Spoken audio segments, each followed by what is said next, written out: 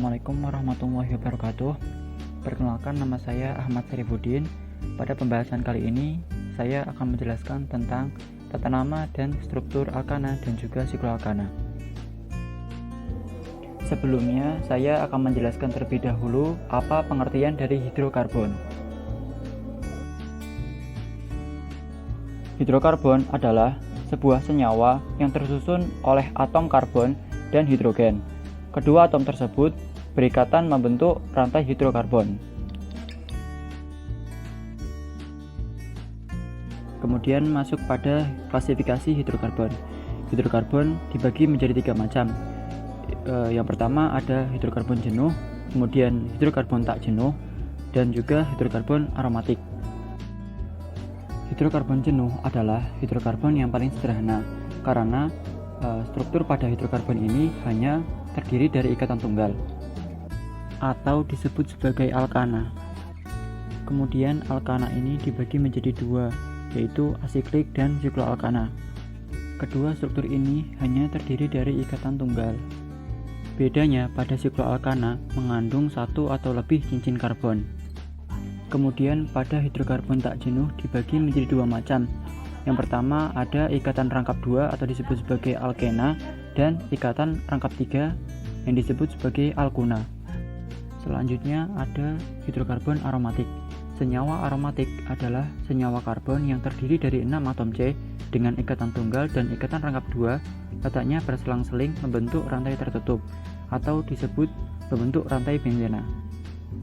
Bisa kalian lihat sendiri perbedaan senyawa berikut.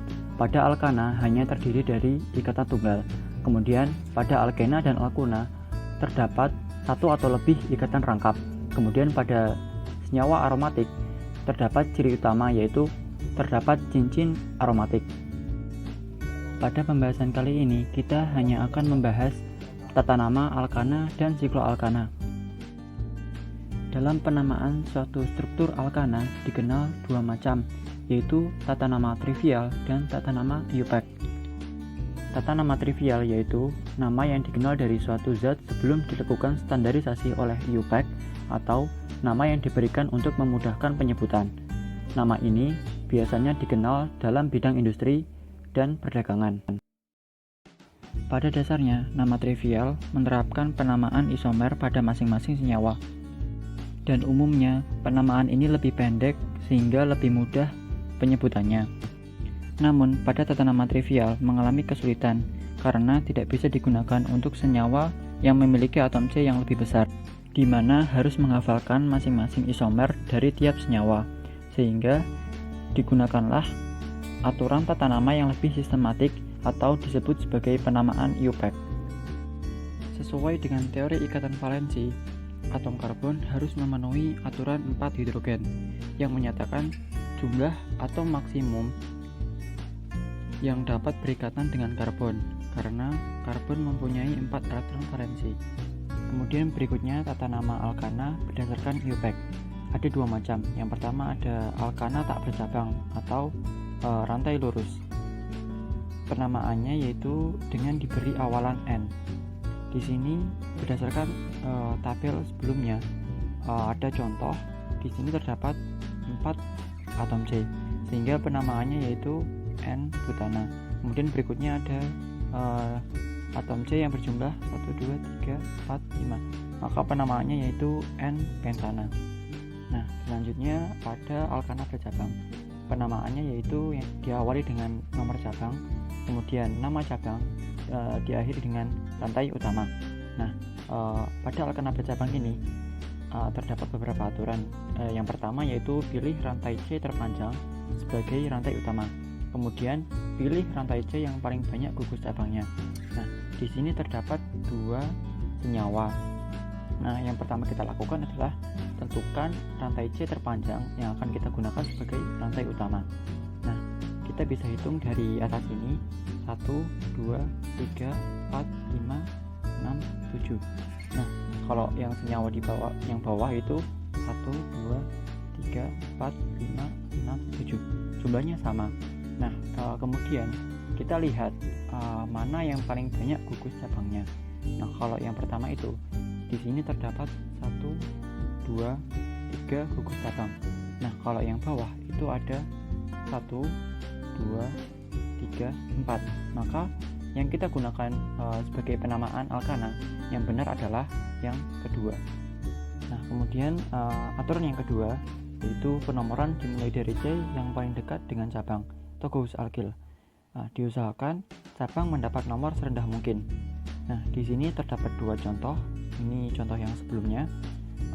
Kita bisa lihat penomoran dimulai dari C yang paling dekat dengan cabang. Kalau kita lihat struktur yang atas itu jarak dengan cabang yang paling dekat itu 1, 2, 3. Kalau kita bandingin dengan dihitung dari bawah itu jarak ke cabang yang paling dekat itu 1, 2. Maka penomoran yang kita gunakan itu yang benar adalah yang kedua. Nah, jika ada dua substituen yang sama jaraknya dari kedua ujung rantai, maka penomoran dimulai dari ujung yang lebih dekat ke substituen atau cabang yang lebih besar. Di sini terdapat contoh jarak ke cabang yang lebih dekat itu sama. Di sini 1, 2, 1, 2. Maka yang kita gunakan adalah yang lebih dekat ke substituen yang lebih besar. Di sini ada metil sama etil. Maka yang kita gunakan adalah yang sini. Jadi penomoran dimulai dari kanan. 1, 2, 3, 4, 5, 6. Nah, seperti itu. Jadi penomoran lebih dekat ke substituen yang lebih besar. Kemudian aturan yang ketiga yaitu penamaan cabang atau alkil. Nah, kita ketahui kalau alkil itu merupakan alkana yang kehilangan satu atom hidrogen. Rumus umumnya yaitu CnH2n+1 karena dia kehilangan satu atom hidrogennya. Nah, jadi penamaannya itu diubah belakangnya menjadi il, misal kayak metana menjadi metil dan seterusnya. Selain penamaan metil, etil, propil, butil dan sebagainya, itu ada kayak alkil yang sebagai isomernya gitu. Di sini misal kayak propil itu mempunyai isomer CH3, ini menjadi kayak gini ya, jadi ini namanya isopropil. Kemudian butil juga sama. Jadi isomer itu dia mempunyai rumus umum yang sama, rumus molekul yang sama, tetapi strukturnya berbeda. Nah, butil di sini dibagi menjadi kayak ada isobutil, kemudian ada sekbutil dan tersbutil. Kalau sekbutil itu berarti yang terikat dengan rantai utama tuh dia juga mengikat dua atom C lain. Dan kalau tersbutil itu dia mengikat 3 atom C lain gitu. Nah, gitu. Penamaan cabang itu secara keseluruhan disertai dengan nomor. Kemudian jika cabang sama diberi awalan di, tri, tetra, dan seterusnya. Kemudian jika cabang berbeda maka diurutkan sesuai abjad. Nah, jika ada 3 gugus alkil seperti dipropil, jadi ini ada 2 propil ya, dan ada etil, maka urutan penulisannya etil dulu kemudian baru dipropil. Di sini tidak diperhitungkan. Nah, langsung saja ke contohnya. Di sini sudah ada senyawanya ya, sudah ada strukturnya.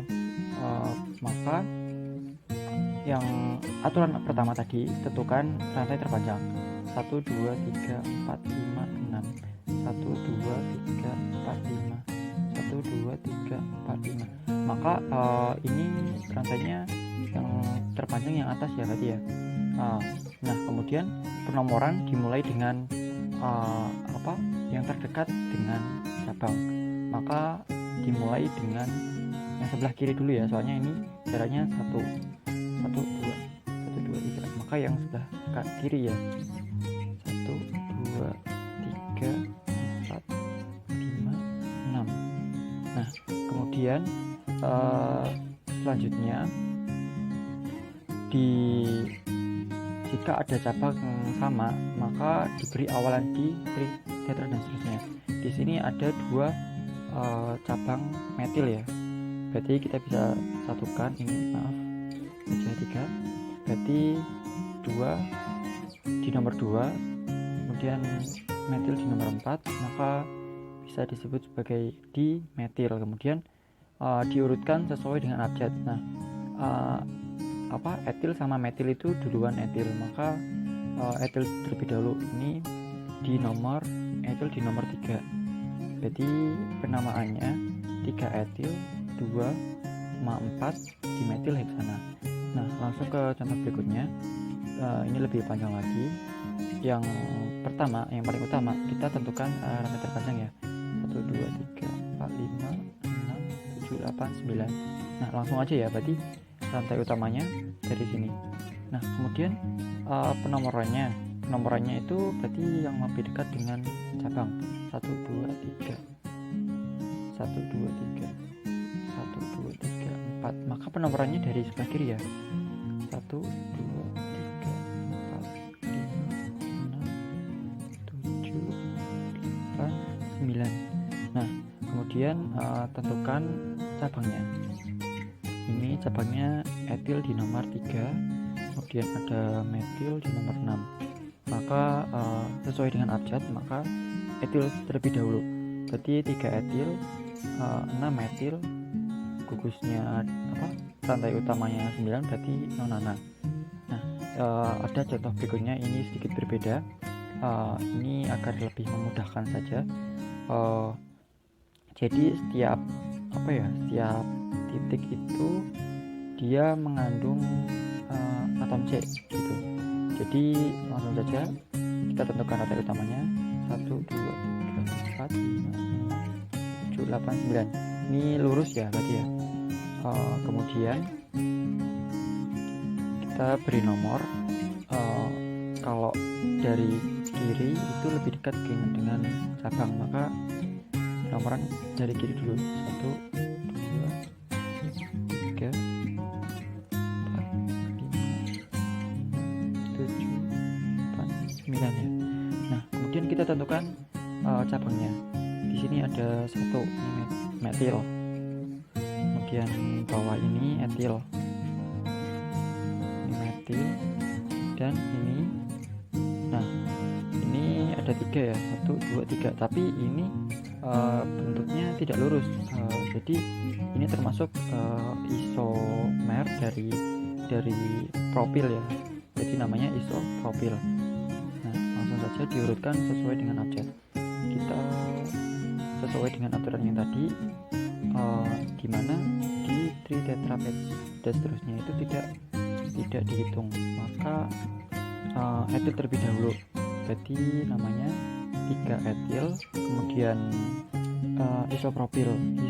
Dia tidak ikut di tritetrapenta dan seterusnya, tapi jadi dia menggunakan abjad I, maka I sama M itu abjadnya duluan I. Jadi penamaannya 6 isopropil, kemudian 2, 4 dimetil, rantai utamanya 9, berarti nonana. Jadi sesuai dengan penamaan tadi ya, berarti dalam tata nama IUPAC itu didahului dengan nomor cabang, kemudian nama cabang, kemudian kalau lebih dari satu cabang juga diteruskan di belakangnya sesuai dengan abjad, kemudian diakhiri dengan nama rantai utama.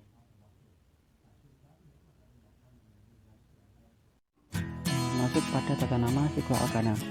Sikloalkana adalah alkana dengan rantai tertutup. Jadi sikloalkana ini mirip dengan alkana.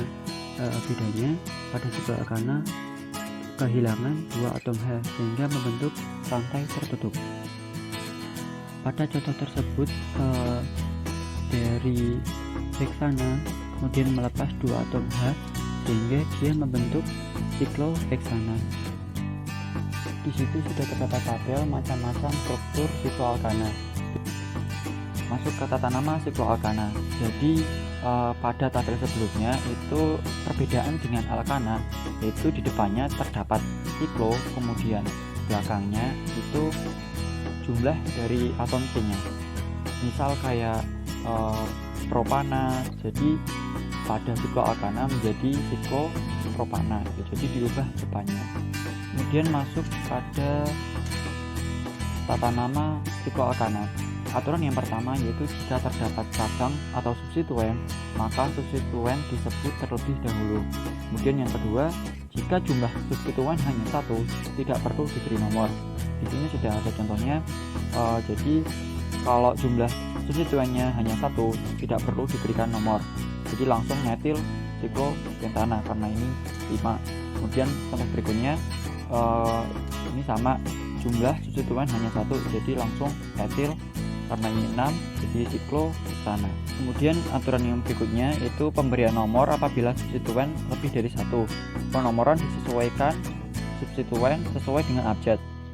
Langsung saja ke contohnya. Di sini ada 2 metil, sama-sama metil.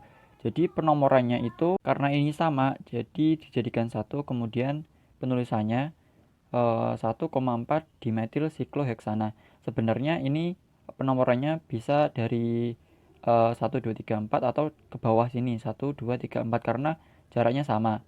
Jadi namanya 1,4 dimetil sikloheksana. Kemudian contoh yang kedua itu di sini berbeda, ada metil sama etil. Nah, yang kita jadikan nomor yang pertama itu dengan jumlah atom C yang banyak. Di penomorannya dari sini 1, 2, 3, 4 atau bisa 1, 2, 3, 4. Jadi penamaannya disesuaikan dengan abjad.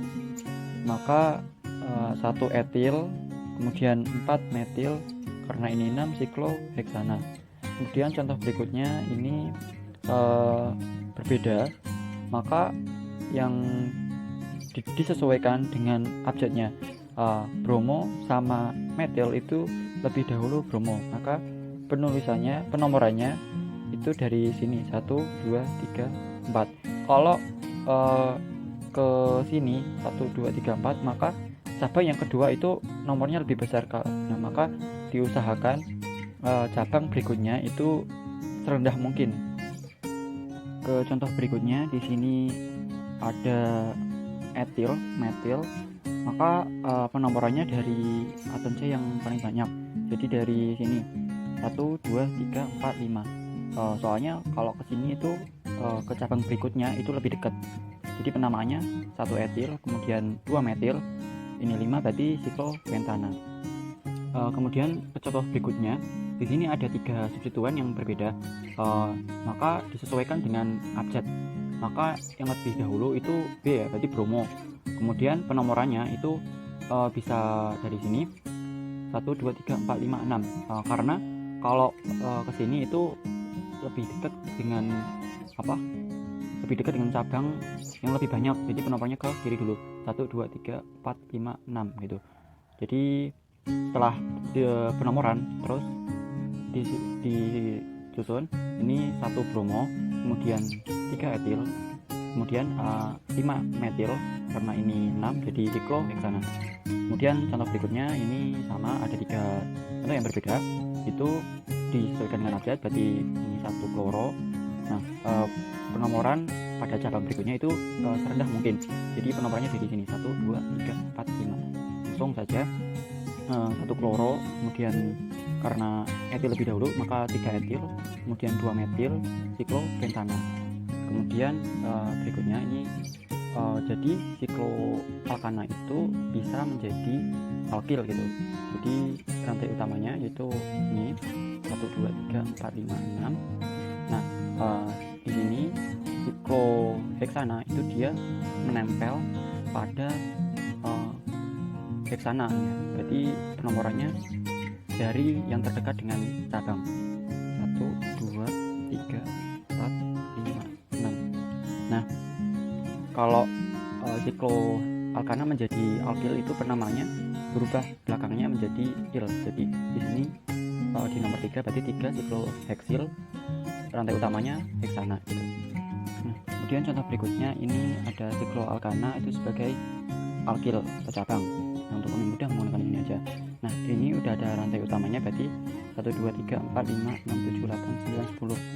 Nah, kemudian penamaannya itu yang sikloalkil tadi itu dipisah, maka didahulukan. Jadi ini 7 siklopropil, kemudian ada cabang 2, berarti ini metil, berarti di nomor 2 sama nomor 5, berarti 2,5 dimetil, karena ini 10 berarti dekana. Jadi penamanya 7 siklopropil 2,5 dimetil dekana. Cukup sekian pembahasan dari saya. Semoga video ini bermanfaat. Kurang lebihnya saya mohon maaf. Wassalamualaikum warahmatullahi wabarakatuh.